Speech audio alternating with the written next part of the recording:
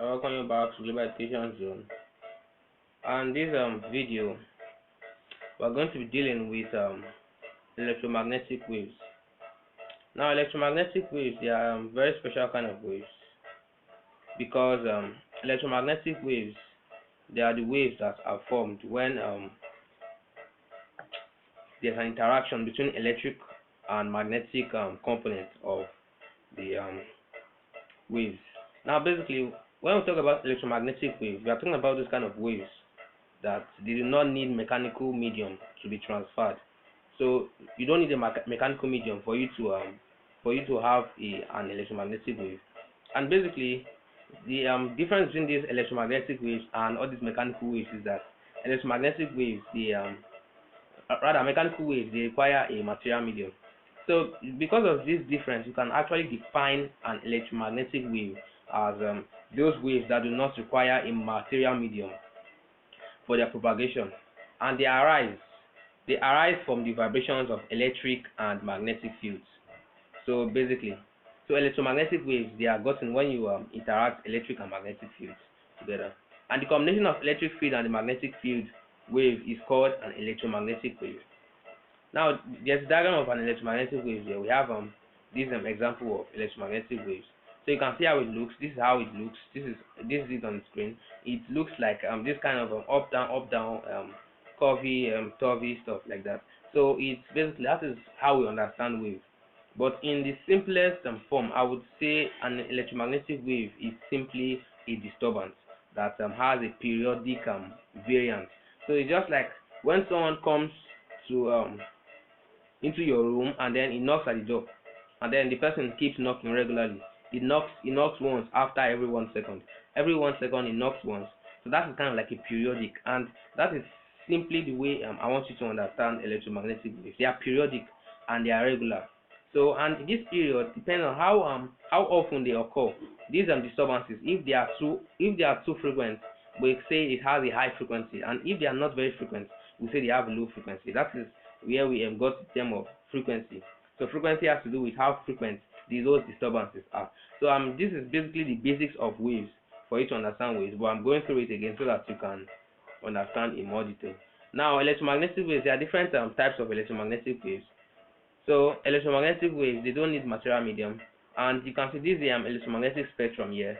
So basically, when we talk about the electromagnetic spectrum, it is the organization of waves in terms of their let's say in terms of their frequency, how periodic they are, how frequent they occur, and also it's kind of like an organization of waves in terms of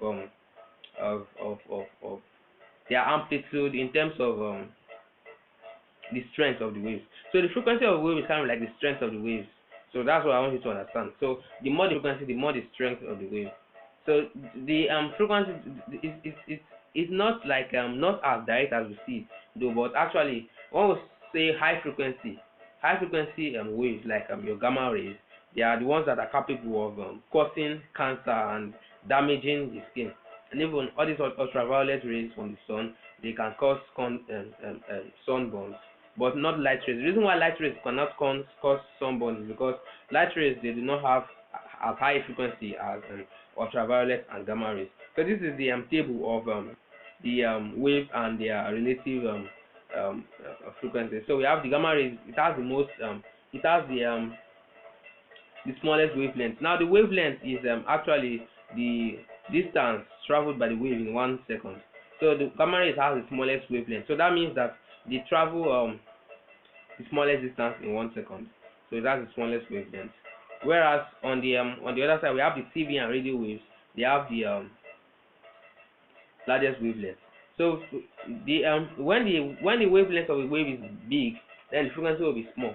So they are kind of like inversely related, the wavelength and frequency. That is why the blue light has the greatest wavelength. It's kind of it's close to 7 nanometers or so. So blue light has 7 nanometers of wavelength, whereas red light has around 4 nanometers.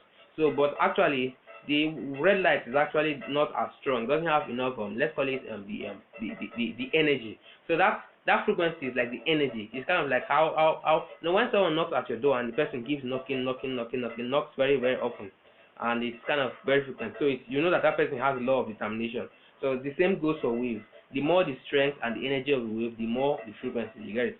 So that is how it is. And frequency, we human beings, we are able to understand the difference between frequencies. So that's why we can listen to music, and that is why we can appreciate music. So that's because of our ability to distinguish frequencies.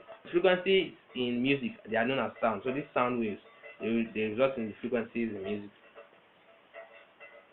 And basically, we have one important equation, which is the lambda is equals to v over f, or v is equals to f lambda.